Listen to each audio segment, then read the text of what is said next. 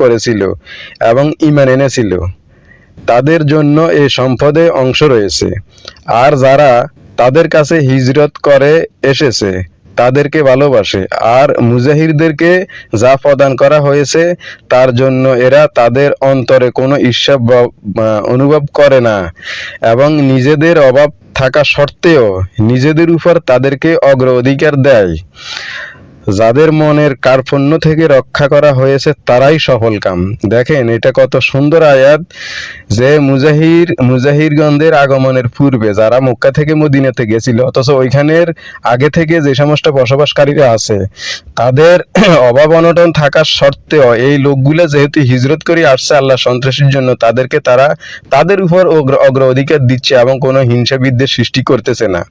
তাহলে এই যারা কার্পণ্য করে না, কার্পণ্য থেকে রক্ষা করা হয়েছে তারাই, মনের কার্পণ্য থেকে রক্ষা করা হয়েছে তারা সফল কাম।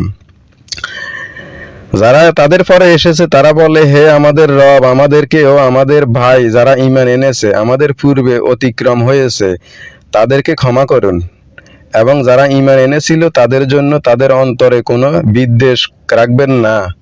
হে আমাদের রব, নিশ্চয় আপনি দয়াবান পরম দয়ালু, আপনি দয়াবান পরম দয়ালু। দেখেন কত সুন্দর এই টোটালি কয়টা আয়াত যেটা বলছি এগুলার ব্যাখ্যা, কত সুন্দর শিক্ষা। অথচ আমাদেরকে মাঝখান থেকে এইখানে কিছু এই অংশ বিশিষ্ট দেখায়া যে রসুল তোমাদের যা দেয় তা গ্রহণ করো, যা থেকে বিরত থাকতে বলে তা থেকে বিরত থাকো, এই কথা বলে আমাদেরকে নিয়ে যায় আমাদের হাদিস মানতে হবে। এখন হাদিস তো আমরা মানবো, আমরা তো হাদিস মানতেছি, হাদিস তো আল্লাহ বলতেছে, আল্লাহর হাদিসই হাদিস, এগুলো কোনো হাদিস না। তাহলে আমি আরো একটা এই দিয়ে প্রমাণ করি যে হাদিস আসলে কোনটা হাদিস না। হ্যাঁ, দেখেন এই যে হাদিস সম্পর্কে এর আগেও আমি আলোচনা করতেছি। এখানে আল্লাহ তাআলা বলতেছে, এগুলো আল্লাহর আয়াত, আমি তা যথাযথভাবে তোমার কাছে তিলাওয়াত করছি, অতএব তারা আল্লাহ ও তার আয়াতের পর আর কোন কথায় বিশ্বাস করবে। মানে এখানে বলতেছে আর কি, যে আল্লাহ বলতেছে তিলকা আয়াতুল্লাহি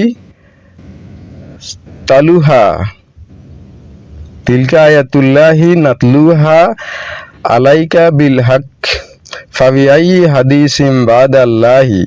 এই যে এখানে এই আরবি শব্দটা হাদিস শব্দ বলছে, আর এখানে এই বাংলা যে ওয়ার্ড অর্থ করছে আরবির, সেখানেও হাদিস লেখছে, কিন্তু অনুবাদের সময় কোন কথা, মানে এখানে কথা যোগ করে দিছে যাতে